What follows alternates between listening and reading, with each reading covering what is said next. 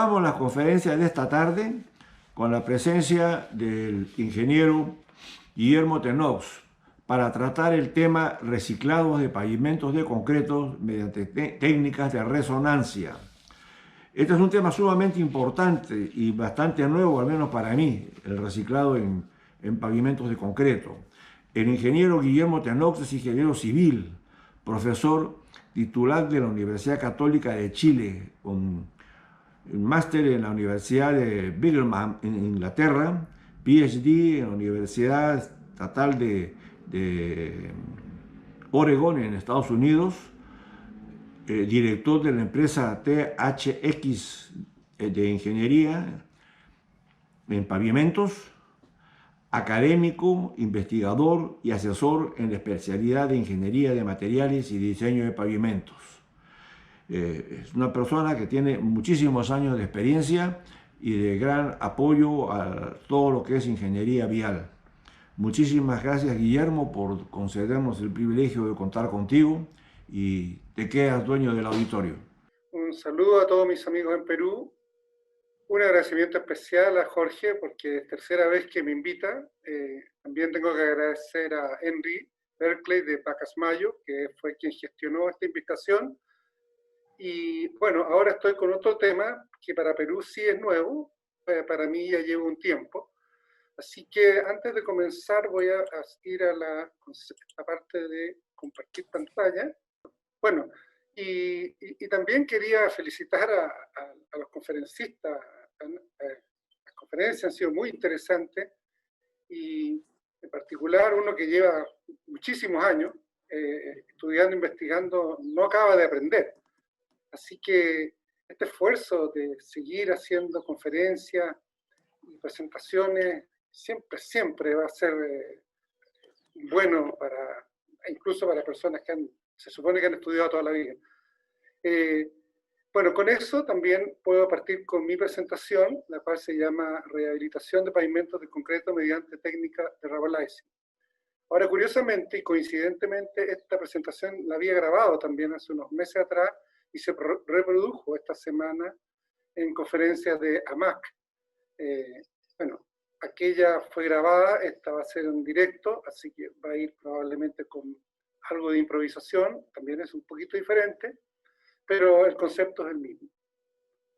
Respecto a lo que me he dedicado siempre en los últimos años que estuve en la universidad, siempre fue al tema de pavimentos y de alguna manera u otra me fui mucho orientando al tema de reciclado de materiales, reciclado de pavimento asfáltico.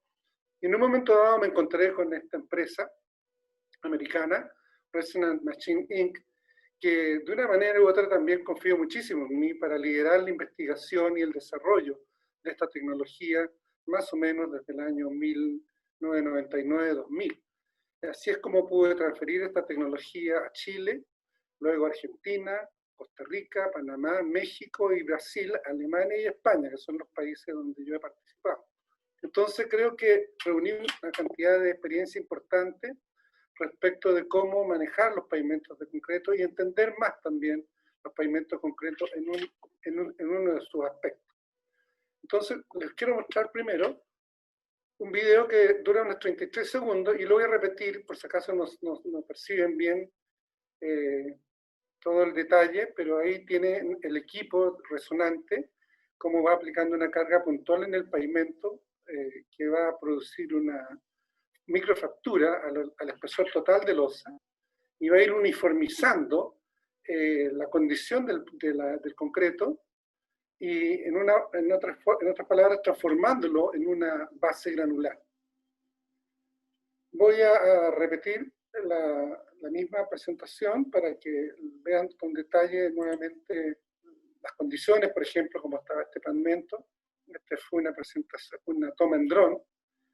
Este es un proyecto en Porto Alegre, Brasil, y es una condición bastante ideal de pavimento concreto que está llegando a un punto que empieza a ser difícil rehabilitarlo de una forma simple y eventualmente, sobre todo si uno quiere ganar capacidad estructural y uniformizar el pavimento, va a ser mejor transformarlo todo en una suerte de base granular. Y eso es lo que voy a explicar ahora brevemente, a modo de introducción, cómo es esta tecnología, y voy a aprovechar también la experiencia que he tenido en el tiempo respecto de cómo hacer también la transferencia, porque sé dónde se producen los encuentros y desencuentros cuando uno quiere crear una tecnología completamente diferente. Básicamente, resumiendo un poco cómo utiliza esto, yo acá hice una animación bien manual. La viga resonante que acompaña el equipo tiene aproximadamente este movimiento. Bueno, ese modo de vibración, yo lo he exagerado un poco acá para que se vea, pero está pivoteado en dos puntos con un motor excéntrico en un extremo que hace vibrar la viga hasta hacerla entrar en resonancia. Y esa deformación que aplica está dentro del módulo elástico del pavimento concreto y hace que de una manera u otra, al golpear el pavimento no lo rompa por desplazamiento, sino que por propagación de grietas, que es lo que van a ver con un poco más de detalle en esta presentación. Bueno, esto es la forma en que ese equipo que ustedes vieron en el video está trabajando. Esta es una foto más limpia de la máquina, saliendo de fábrica. Esta fue la primera máquina que trajimos a Latinoamérica, a Chile, para hacer el primer proyecto, que se llamaba Autopista del Sol. Pero aquí yo he puesto una foto, que sacamos en algún momento, que se reemplazó la viga, para que ustedes vean la magnitud proporcional, más o menos, de lo que es este pedazo de material. Es un acero muy especial, con un motor inserto en él, para producir la vibración entre estos dos pivotes, y aquí para aportar toda la carga que se requiere según el espesor de losa. Es una tecnología infinitamente sofisticada, pero que para el ingeniero que la aplica no tiene por qué preocuparse de eso. Ahora, como les decía, una forma de ir aprendiendo más de esta tecnología es aprovechar los pasos que hemos dado en otro tipo de transferencias tecnológicas. Y por eso yo lo he llamado reciclado in situ, y lo quiero comparar con el reciclado in situ de pavimentos de asfalto, que también fue una tecnología que hace muchos años me tocó introducir en Chile. En años específicamente empecé a trabajar en 1994 con la tecnología de asfalto espumado. Y tuvimos harto éxito en un principio, luego se ha detenido bastante los proyectos con ese tipo de tecnología, pero en otros países ha empezado a aumentar. Entonces, lo primero que quería hacer era, para poder entender este concepto de transformar el concreto en una base granular, irnos a ver qué es lo que ocurre con los pavimentos de asfalto y por qué se pueden comparar ambas tecnologías.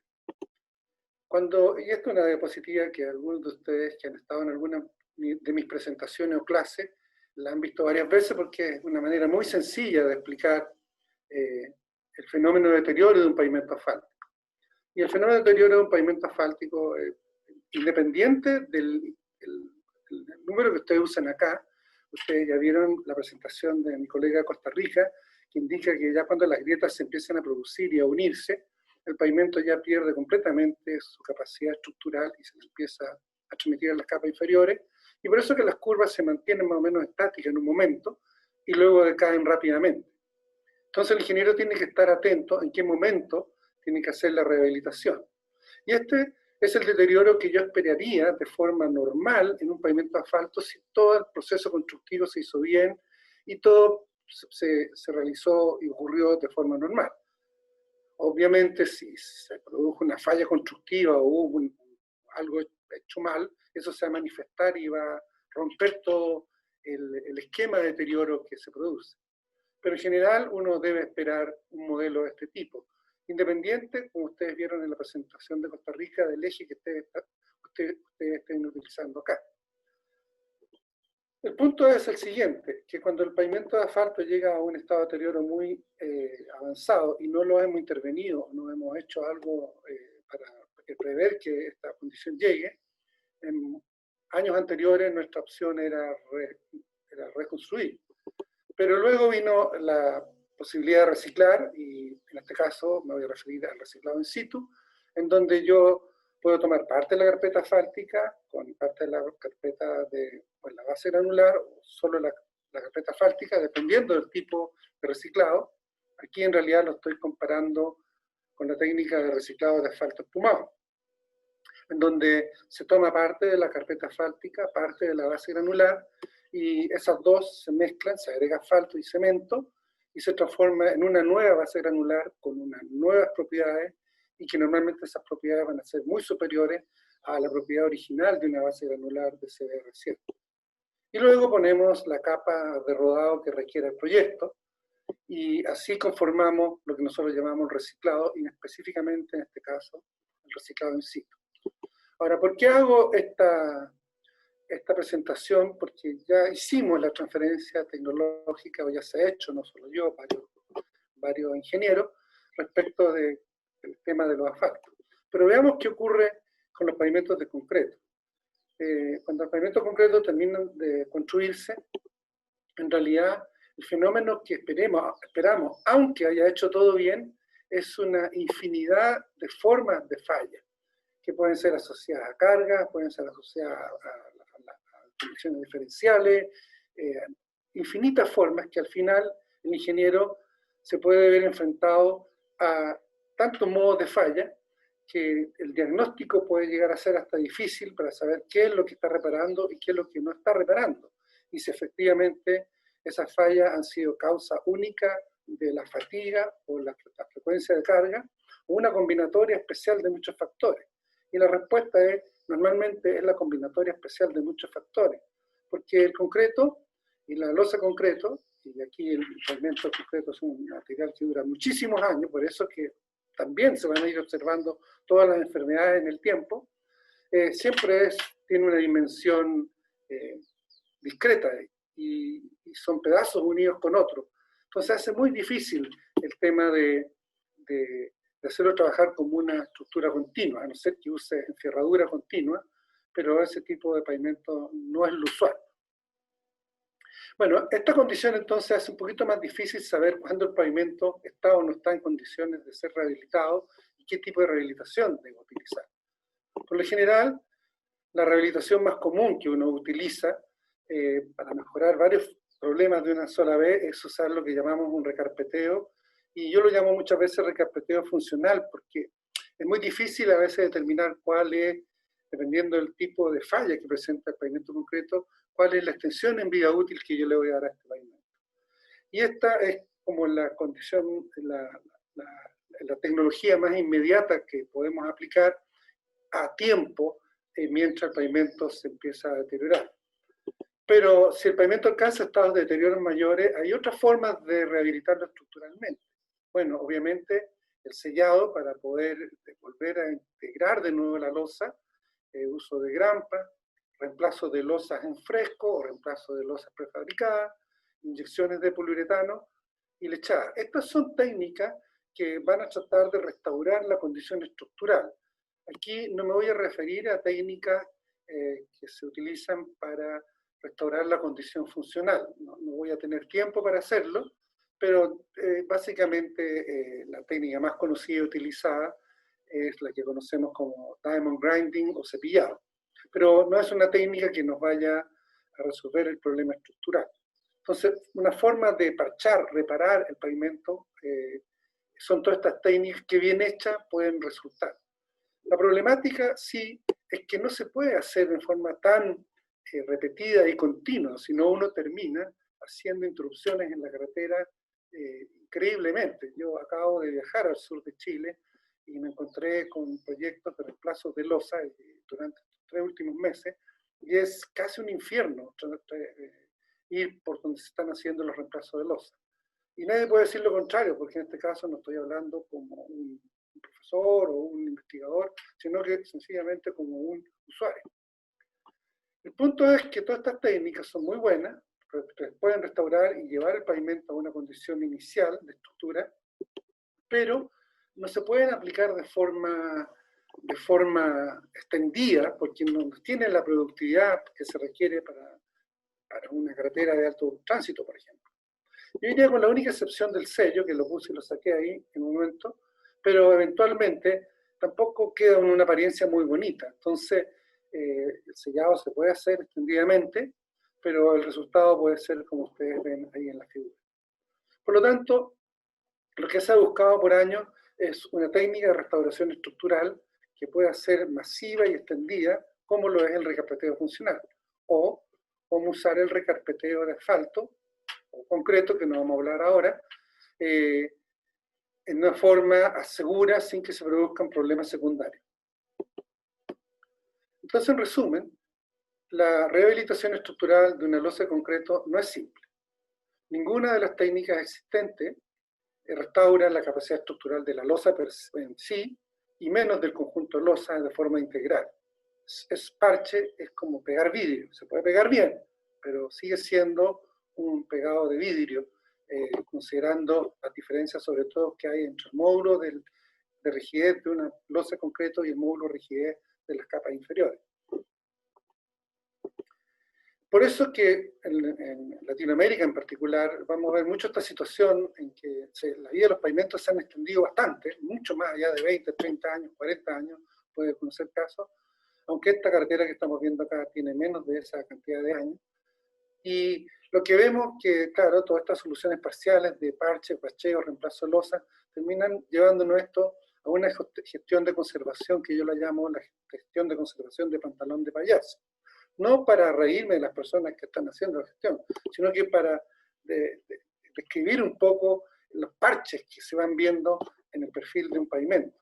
A veces son tan notorios como se ve acá, otras veces son un poco menos notorios, pero al final vamos heterogeneizando la condición del pavimento y vamos haciendo cada vez más difícil pensar en una rehabilitación que sea rápida, sencilla y uniforme para todo el pavimento. Entonces, por eso que lo he llamado pantalón de payaso. Ahora bien, cuando en el pavimento concreto nosotros llegamos a etapas terminales, que como vimos, la infinidad de tipos de fallas que puede tener un pavimento son muchas. Es tan difícil saber cuándo termina. Ustedes vieron en la foto anterior que independiente del grado de deterioro, todavía se puede seguir utilizando. Aunque, por ejemplo, este camión, ustedes ven, prefiere circular por el borde, para evitar todos los saltos que hay por las diferencias y hundimientos y escalonamientos que hay a lo largo de este eje, de este carril. Entonces aquí no nos queda otra que reconstruir, pero es ahí donde aparece la técnica que les mostré en el video, que es la fracturación por microfracturación del pavimento, o fracturación del pavimento. Y en este caso, la losa de concreto se transforma en una base estructural con propiedades superiores al de una base granular CBR mayor a 100. La única ventaja o diferencia que tendría con el asfalto espumado es que se transforma inmediatamente en una base granular. No hay que agregar ni cemento ni asfalto.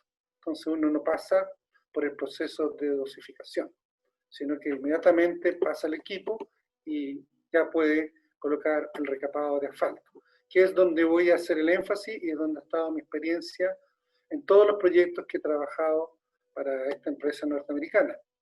Aunque el último proyecto, que se hizo en México, en la ciudad de Querétaro, sí se usó una rehabilitación con un pavimento concreto. Pero eso yo creo que da para un estudio distinto, porque se acaba de hacer, tengo poca información, participé ahí, pero remotamente, como todos nosotros, encerrados en cuarentena, y por eso solamente me voy a referir a la rehabilitación empleando recapado asfáltico. Entonces, ¿cuáles son las propiedades de la capa estructural obtenida a través de la microfractura? Son varias. Produce una nueva base más homogénea y una base de un alto módulo. Vamos a ver más adelante cuáles son los módulos que se han medido en los diferentes proyectos. Es una capa no adherida, equivalente a la de un material granular, en el sentido que no es una capa cementada, pero tiene propiedades diferentes a la de un material granular. No se puede comparar con una base granular de forma 1 a 1. Y como ustedes ven acá en esta foto, antes y después, elimina los patrones de deterioro de la losa de hormigón. Porque todos esos patrones, si yo pusiera una capa de asfalto directo, se van a a reflejar a futuro en el pavimento. Pero hay más ventajas, no solo de esta técnica en sí, sino que son las ventajas asociadas al reciclado in situ, que también obviamente van a ser ventajas para el reciclado con este tipo de tecnología. Y las ventajas más normales son, o sea, más típicas, las que ya conocemos y hemos hablado, y la primera presentación de hoy también fue muy bien referida a este tema, ambientales, operacionales, energéticas y económicas. Y eso ya se ha discutido harto, y todos los ingenieros cada día estamos más conscientes, aunque no hemos actuado todavía en la velocidad que yo creo que deberíamos haber actuado para llevar a cabo todo esto. No es culpa nuestra, creo, pero también tenemos que empujar con más fuerza el tema ambiental. Y la última ventaja que la destaco con rojo es que no afecta la consolidación de las capas inferiores. Y yo diría que eso es lo más importante, porque las capas inferiores que están bajo un pavimento de concreto, y mientras el pavimento de concreto no se haya fracturado y colapsado, el pavimento de concreto hace un trabajo excelente de consolidar las capas inferiores.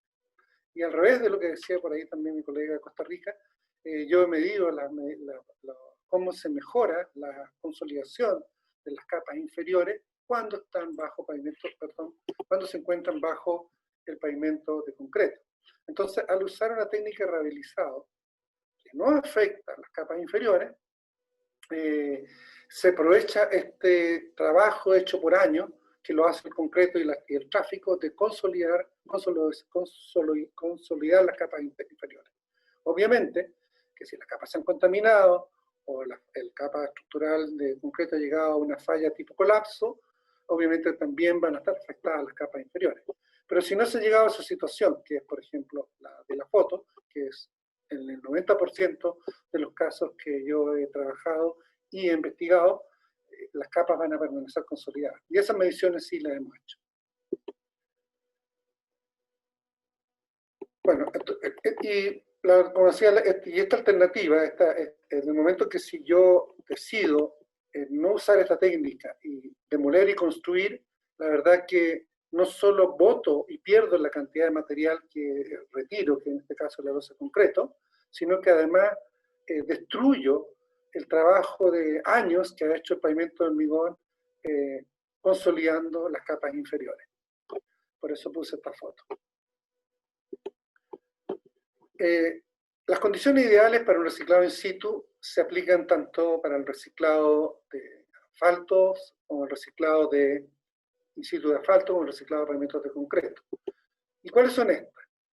Siempre es ideal copiar la geometría en planta, que no se desplacen los ejes, pero muchas veces cuando estamos rehabilitando un proyecto hay rectificaciones de curva y se nos desplaza el eje. O también producimos, como vemos acá abajo, ensanches de pavimento. En estos dos casos lo que ocurre es que se nos va a producir siempre, tanto en reciclado con asfalto, con este tipo de tecnología, unos agregados de pavimentos que tienen diferenciales de rigidez. Bueno, a veces la gente hace un gran alarde de este tipo de problemas, pero hoy día la ingeniería y el diseño y los materiales permiten compatibilizar un agregado de pavimento con el reciclado de pavimento interior de forma perfecta y hacerse cargo del problema. Pero normalmente mucha gente pone énfasis en esa problemática, que es una problemática, pero tiene 100% solución. Otro aspecto, condición ideal que se requiere para el reciclado in situ, es que ojalá se mantengan los bombeos y los peraltes, pero en general cuando uno, por ejemplo, está transformando una línea, una pista, o sea, una carretera de 2 carriles que tenía 2 sentidos en un sentido, a veces cambia los peraltes y el bombeo en una dirección y se produce un mayor consumo de material de recapado. Eso también hay solución para las capas de asfalto, reciclado de asfalto, como lo hay para las capas de concreto. Y la última, que la pongo en celeste, se refiere a la modificación de la altura rasante, que inevitablemente cuando reciclamos y ponemos capas superiores, tenemos que subirnos, porque efectivamente podríamos fresar o retirar parte del material, pero ya esto sería un poquito contra lo que estábamos buscando, que es utilizar el 100% del material. Entonces, es un poco penoso tener que reciclarlo y después bajarlo de espesor para poder mantenerla rasante. Por lo tanto, los proyectos cuando se hacen a futuro, hoy día, hay que empezar pensando los que independientes que sean el tipo de rehabilitación que se espere a futuro, es posible que la más efectiva sea reciclado in situ, dependiendo del tipo de proyecto, por supuesto, y hay que pensar siempre en que es mejor escalar hacia arriba que fresar y reemplazar. Sobre todo, que se gana estructuralmente más o menos 7 veces más proporcionalmente en capacidad estructural cuando uno agrega versus fresar y mantener. Y eso es lo que produce, digamos, el aumento de espesor. Y eso hay que considerarlo en el diseño de sección transversal a futuro del proyecto. En ciudades, en condiciones urbanas, estamos de acuerdo, va a ser una condición no tan fácil de cumplir. Pero en carretera hay pocos impedimentos y debemos considerar las carreteras de esa manera a futuro. Ahora, ¿qué es la pregunta más de fondo que muchas veces está en la discusión cuando uno hace las transferencias tecnológicas de este tipo de tecnología? Es hablar del diseño estructural y cómo se aplican las técnicas de rehabilitación. En este caso, como les decía, me voy a enfatizar sobre las técnicas de empleo de capas de asfalto como recapeo, o recapado, o recarpeteo. Todavía no sé cuál es la palabra correcta de utilizar en el idioma español, pero ya tengo entendido que muchos ingenieros entendemos cuando hablamos sobre capas de asfalto y usamos cualquier otro término. El problema, eso sí, de emplear una capa de asfalto que se puede hacer muy rápidamente directamente sobre el pavimento concreto, son los reflejos de juntas y grietas. Y también, para qué decirlo, también, importante decirlo, es cómo hacer el cálculo estructural. Pero el problema inmediato que sabemos que se nos va a venir a futuro es el reflejo grieta. Y el reflejo grieta se va a producir básicamente porque hay un esfuerzo de corte cada vez que el vehículo se acerca a la junta o a la grieta, y ese esfuerzo de corte el asfalto no lo va a resistir, menos después de 2 años cuando alcanza sus niveles mayores de rigidez. Al principio, con la ductilidad que tiene y la viscoelasticidad, es capaz de disipar parte de esa energía, pero indefectiblemente cuando el asfalto alcanza su nivel de madurez o envejecimiento, va a ponerse rígido y no va a tomar ese esfuerzo corto. Y también están las diferenciales térmicos, que en forma secundaria también van a ser causa, en algunos casos, de retracción térmica, de la reflexión de grieta. Entonces, desde ese punto de vista, para evitar la reflexión de grieta y estudiando distintas literaturas y aplicaciones, yo he dividido esto en las aplicaciones sin tratamiento previo del concreto y aplicaciones con tratamiento previo, en donde el rubberizing o la técnica de microfracturación cae dentro de la técnica con tratamiento previo. Las técnicas sin tratamiento previo solo retardan las juntas, el reflejo de juntas y grietas. En mi estudio, en mis clases, yo paso 7 técnicas, pero acá voy a presentar solo 2 porque en realidad el curso, o sea, la presentación no es sobre recapado de asfalto. La más utilizada, con más éxito, en realidad repetido, es el empleo con una capa intermedia de una mezcla, o sea, 2 capas de asfalto con una capa intermedia de mezcla abierta, la que puede retardar la restricción de la fisura hasta 4 años, pero obviamente eso va a depender mucho de las condiciones del pavimento original, del espesor de las carpetas asfálticas y el tránsito. Pero más allá de 4 años, yo puedo afirmar que muchas de las juntas y grietas van a aparecer. Ahora, puede que no sea un gran problema. Si se trata de un camino secundario, camino sin muchas cargas de tránsito en velocidad, el daño no progresa muy rápido. Pero cuando se trata de autopistas con cargas mayores y altas velocidades, ese daño puede progresar infinitamente más rápido. Entonces, por eso no hay que alarmarse mucho, pero sí hay que estar atento cuáles son las condiciones de mi proyecto respecto de lo que va a ocurrir cuando se me vayan a reflejar las grietas. Y el empleo de geogrilla en la interfase capa de asfalto, o incluso acá en Chile se usó directamente entre la interfase de asfalto y de concreto, y obviamente no retarda el reflejo de junta y grieta, y ni siquiera lo ayuda. Yo he visto usar esta tecnología y en menos de un año, también obviamente dependiendo de las condiciones del pavimento, verse reflejada. Es como la georilla sirve para, en este caso, sí, muy partidario de ella, pero en este caso sirve como para uniformizar un poco la colocación de las dos capas, pero en ningún caso va a tomar los esfuerzos que se van a producir por movimientos diferenciales. Menos cuando el asfalto ha alcanzado su nivel de rigidez, porque la georilla no va a poder aportar esa diferencia de esfuerzo. Y bueno, dentro de otras técnicas que no les voy a pasar, están el empleo de asfalto modificado, asfalto caucho y otras técnicas similares, que también combinados con estas dos técnicas pueden extender o retardar el reflejo de grietas por mucho tiempo, dependiendo nuevamente de las condiciones del pavimento. Las técnicas con tratamiento previo son las técnicas que consideran previamente fracturar la losa para reducir los movimientos relativos de corte y reducir los movimientos relativos por diferenciales térmicos. Para reducir los movimientos relativos de corte, básicamente lo que se hace es fracturar la losa en tamaños lo más pequeños posible, de manera que el movimiento diferencial entre dos tamaños sea menor, y de ese modo el esfuerzo corte que se transmite hacia arriba sea menor, y ahí puede uno considerar una capa de asfalto de un espesor razonable, en la cual probablemente va a demorar o no reflejar la grieta. Y en el mismo caso también, en el caso del movimiento relativo por diferenciales térmicos, al reducir el tamaño relativo de la losa en segmentos pequeños, se reducen los movimientos relativos por cambios térmicos, y de ese modo también las tensiones que van a estar producidas porque el asfalto va a estar adherido al pavimento concreto.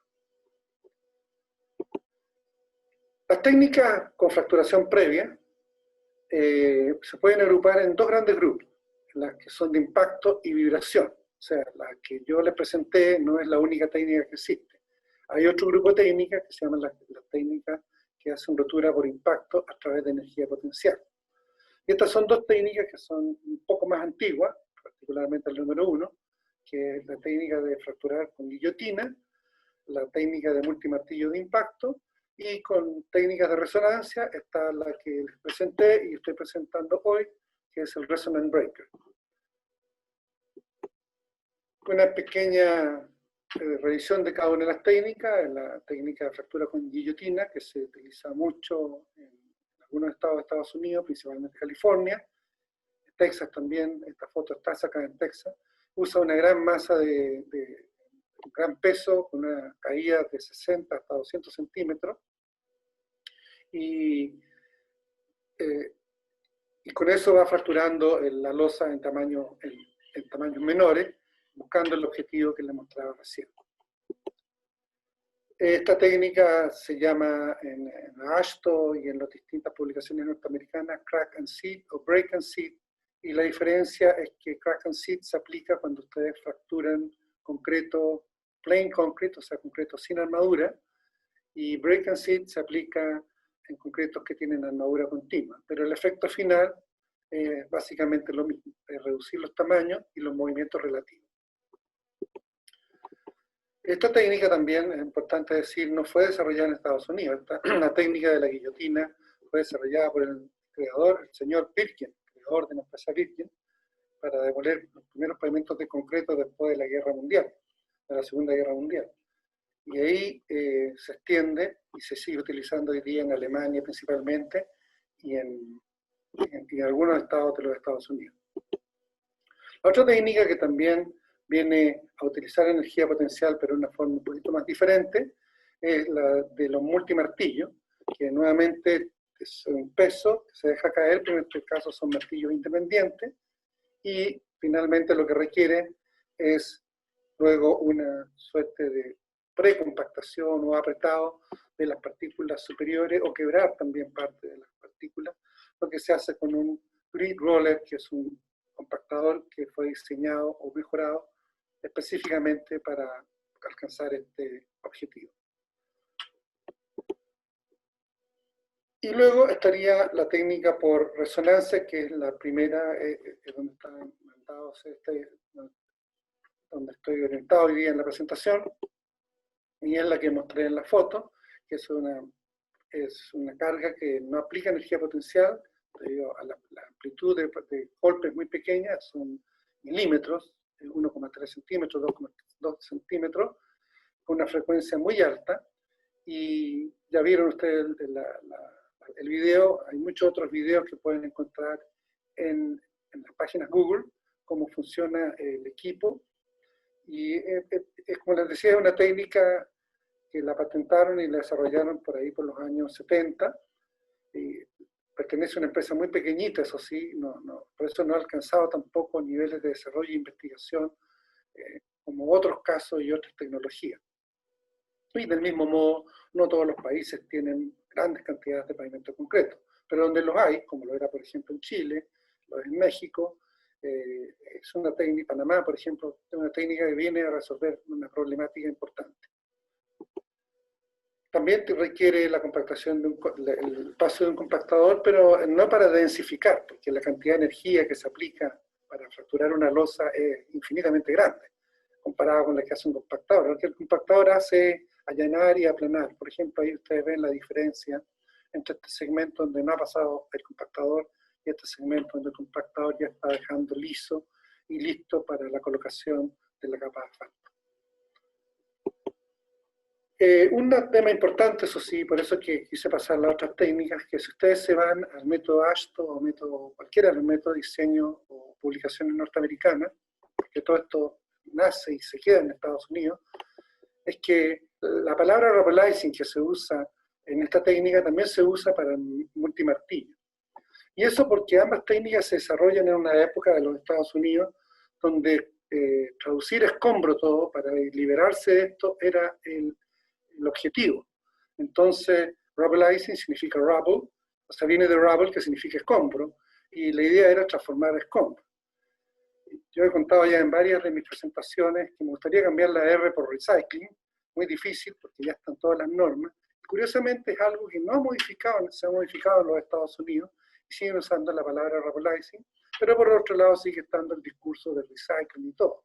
Pero cuando rubberizing tiene la connotación clara de escombro, y nosotros ya en ingeniería nos rehusamos a transformar los materiales de ingeniería en escombro. Entonces ahí hay un tema medio semántico que va a seguir repercutiendo por mucho tiempo y llama la atención que no lo hayan modificado. La diferencia entre romper con una energía potencial y resonancia la dibujé acá lo mejor posible. La energía potencial aplica una carga directa y produce un desplazamiento por corte entre los dos tamaños que se separan. Mientras que la resonancia lo que hace presenta un golpe de baja amplitud y hace que la grieta se propague. Por lo tanto, no hay un desplazamiento relativo entre las dos partes del pavimento. Por lo tanto, si por ejemplo abajo yo tengo una base débil o no quiero perjudicar lo que hay abajo, si tengo instalaciones, es posible que con energía potencial yo pueda causar daño a las capas inferiores. Es posible porque si hago mala ingeniería no me voy a dar cuenta de eso. Pero la resonancia, como ustedes ven, no va a hacer ese efecto. Una produce un desplazamiento relativo y la otra no produce un desplazamiento relativo entre las partículas que quedan entre las fisuras. Entonces, en resumen, la microfracturación se realiza a una alta frecuencia de 44 Hz aproximadamente, en una amplitud menor a 2 centímetros, pulveriza la parte superior porque ahí llega el golpe directo del martillo, por eso pasamos el compactador. La grieta se propaga sin producir un movimiento relativo entre las fracciones, se propaga en un ángulo de 45 a 35 grados, y la grieta se disipa con el cambio de módulo, o sea, inmediatamente encuentra un material diferente que no sea el continuo de concreto, la energía desaparece completamente. Por lo tanto, los materiales, las instalaciones bajo el pavimento concreto no se ven afectados. Y esto es algo que en todos los lugares donde yo he transferido esta tecnología, y obviamente a los ingenieros les preocupa, porque cuando ven tremenda máquina, tremenda energía aplicando sobre la losa de concreto, se imaginan dos cosas: que no pasó nada y se molió arriba, o que quedó el desastre hacia abajo. Este es un proyecto en Alemania, la primera transferencia que hicimos, en donde los ingenieros, igual que en Latinoamérica, tampoco creían de que estuviera completamente fracturado o que no estuvieran dañadas las capas inferiores. Entonces trajeron lo clásico, una máquina excavadora. En este caso, todas estas zonas son mucha arena, así que la mayoría de las excavadoras no usan dientes, por lo tanto no podían penetrar el material rehabilizado. Es una palabra, rehabilizado ya. Así lo tradujeron los argentinos y yo me gustó y lo tomé. Se usa inclinado. Finalmente un ingeniero inclinó la pala, logró desarmar la estructura que se forma y luego pudo realizar la excavación, y los ingenieros pudieron observar que efectivamente se fracturaba el espesor completo de la losa, en este caso cerca de 30 centímetros, y que la capa inferior, y en este caso también se trataba de una base estabilizada con cemento, no había sufrido ningún daño. Pero eso es una comprobación que ustedes pueden hacer en cualquier proyecto, y lo hemos hecho literalmente en todos los proyectos donde hemos hecho transferencias. Obviamente no conviene repetirlo a lo largo de todo el proyecto, para estar seguro, porque si esto ocurre, no tiene por qué no haber ocurrido a lo largo de todo el proceso. Ahora quiero hablar rápidamente del proceso constructivo, que está hecho en 3 etapas, bien básico. Y la parte más importante del proceso constructivo es hacer el rappelizing, que se hace directamente sobre el concreto, por lo cual si por algún motivo había una capa de asfalto, como un recapado previo, habría que retirarlo previamente, porque el martillo tiene que golpear el concreto. Tiene una capacidad y un rendimiento bastante alto, hasta 7.000 metros cuadrados al día, que es más o menos lo mismo que uno logra con reciclado de asfalto espumado, y la velocidad de operación de la máquina va alrededor de 8 o 10 kilómetros por hora. El único detalle es que cuando ustedes están al lado de 2 carriles contiguos y en este quieren tener tránsito, las primeras pasadas del equipo, aunque tiene el martillo de forma excéntrica, empieza a desplazar el pavimento. O sea, hay que... perdón, apareció algo en la pantalla. Se requiere desplazar los conos en las primeras pasadas. Una vez que ya pasa las 2 o 3 primeras pasadas, uno vuelve los conos al eje, a la separación de las 2 carriles, y ya entrega el carril 100% a tránsito. Luego viene la compactación, como no requiere control de densidad, y luego viene directamente las capas de asfalto, donde obviamente se recomienda usar terminadoras con oruga. Uno de los aspectos que también es muy difícil en las transferencias tecnológicas, hacer entender a los ingenieros que no requiere imprimación, tema que no me voy a poder extender en esta presentación, pero lo puse con rojo porque es categórico, no requiere usar una imprimación para colocar la capa de asfalto. Un aspecto importante es que el rappelizing es una estructura monolítica en cierta medida, no se puede motoconformar. Por lo tanto, en Alemania, justamente que necesitaban hacer algunas rectificaciones de pavimento, a pesar que esto es México, empezaron a utilizar la máquina fresadora Wirtgen para retirar los primeros centímetros del material. Y investigamos un poco esto y escribí las condiciones que debían cumplirse para que pudiera uno, en un momento dado, por alguna razón, tener que reducir el espesor o fresar la parte superior del pavimento, ya sea porque quiere rectificar de una manera u otra la sección transversal, o quiere bajar un poquitito el espesor de recapado. Pero aparte de eso, pero ustedes ven que el espesor de losa para poder hacer esto tiene que ser como mínimo 25 centímetros. Que no, y en Latinoamérica los espesores de losa normalmente son menores a eso, están entre 20 y 24. No sé cómo estoy con el tiempo, los ingenieros me dirán, pero no se me olvidó poner el cronómetro, lo tenía acá al lado. Voy a hablar del diseño estructural brevemente. El diseño estructural de una rehabilitación estructural, lo más importante finalmente es el diagnóstico de las causas por un experto, independiente de todas las mediciones que hagan, independiente de todos los equipos que quieran poner. Y los equipos y las mediciones que tienen que ser ad hoc con lo que ustedes andan buscando. En este caso, Yo los dos ensayos primordiales que exijo es hacer extracciones de núcleos, o testigos también, como dicen en algunos lados, y hacer penetración de cono bajo la losa, justamente para verificar el grado de consolidación que tienen las capas inferiores, especialmente cuando las losas están construidas en terraplenes o materiales que tienen arcilla y son materiales consolidables. Otras mediciones son complementarias, pero yo puedo resolver mi ecuación casi en un 100% con estas dos tecnologías. La extracción de testigo también es muy importante porque muchas veces hay estructuras compuestas y eso hay que entenderlo muy bien porque el equipo no puede quedar sorprendido por unas estructuras que no son las que se declararon, o si no la máquina cuesta ajustar para que vuelva a entrar en resonancia. El espesor de la capa de estructura y la composición de la estructura es fundamental como dato de entrada para poder poner la máquina en resonancia en los primeros segundos.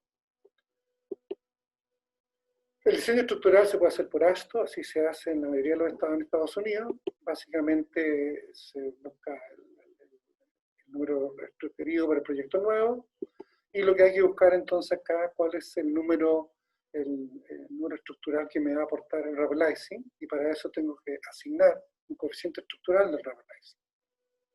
Se puede considerar la subbase existente o no, yo nunca la considero, me la dejo como un bono a favor, pero el problema se centra aquí en cuál es el coeficiente estructural de la capa de Ravelizing si yo estoy usando el método Ashton 93. Y para esto uno se puede ir al método Ashton, pero es ahí donde es importante estas diapositivas que yo les mostré anteriormente, en el sentido de que Ravelize o escombro agrupa todas las tecnologías que rompen el pavimento en forma de escombro. Por lo tanto, cuando uno entra ahí, no distingue si es Ravelizing por frecuencia, por energía potencial o cualquier otra metodología, y los rangos de coeficiente estructural son muy altos. Y desde ahí no ha habido un cambio alguno en Ashton, y sigue siendo lo mismo, incluso a veces comparando las dos distintas tecnologías como que se hablara más o menos lo mismo. Y no me refiero a que una sea mejor que otra, sino que son distintas técnicamente, y las hace igual. Y yo creo que esto ocurre porque las compañías que manejan estas tecnologías son muy pequeñitas y no tienen peso suficiente para realmente hacer estos cambios a este nivel. Y está por años de esta forma. Y no ha sido modificado ni por Asphalt Institute, ni por NAPA, ni por ningún otro tipo de instituciones equivalentes. Ashton entonces solo entrega rangos y no distingue por tipo de tecnología de Ravelizing. Como yo pude trabajar bastante en este tema de investigación y en varios países y en varios proyectos, finalmente conformé una tabla de coeficientes estructurales que he ido comprobando proyecto a proyecto cuando he podido, porque los proyectos quedan esparcidos en muchas partes del mundo, y esta es la tabla que yo ofrezco para coeficientes estructurales, que es función del espesor de losa y es función del CBR de la subrasante. Y los rangos van más o menos también como dice la tabla Ashton, de 0.15 a 0.30, pero yo distingo por espesor de losa y por capacidad de soporte subrasante. Si yo uso un diseño mecanicista, la problemática es similar. Yo puedo hacer mi cálculo teórico de tensión y deformaciones.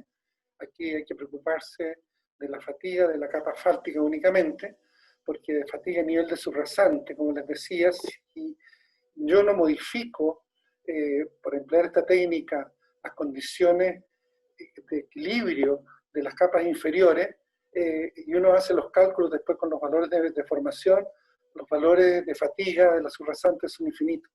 Pero sí, lo que es importante es el espesor de la carpeta asfáltica y cuál va a ser finalmente la vía útil de la carpeta asfáltica en función de su deformación unitaria.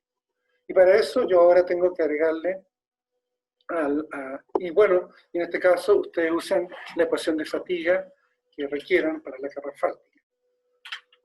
Para poder hacer, bueno, me adelanté recién, usan la ecuación de fatiga solo para el asfalto, para la subrasante pueden quedarse tranquilos, y si llegara a ocurrir que con Ravelizing más una capa asfalto pudiera controlar la subrasante, quiere decir de un inicio que a lo mejor algo fue hecho mal en el diagnóstico y esa estructura no era candidato a ser fracturada con esta tecnología. Entonces todo coincide una cosa con otra. Por lo tanto, yo lo que necesito es el módulo de mi material, tener mi ecuación de fatiga que esté calibrada para mi región, para la mezcla asfáltica y las condiciones que yo uso, y yo tengo ya el diseño para el método mecanicismo. Ahora, el problema para el módulo elástico del concreto rehabilitado es que no lo puedo llevar al laboratorio y no lo puedo fracturar en el laboratorio. Pero eso que parece como problema realmente no lo es, porque justamente hemos dicho que el laboratorio no representa 100% lo que ocurre en terreno. Así que yo estoy obligado a obtener mi resultado de ensayos de laboratorio. Ensayos de terreno. Y para ensayos de terreno, el deflectómetro de impacto es la herramienta que vamos a utilizar. La única consideración que hay que tener, que por la forma en que se fractura el rubberizing, queda como un material no adherido, material granular, pero anisotrópico.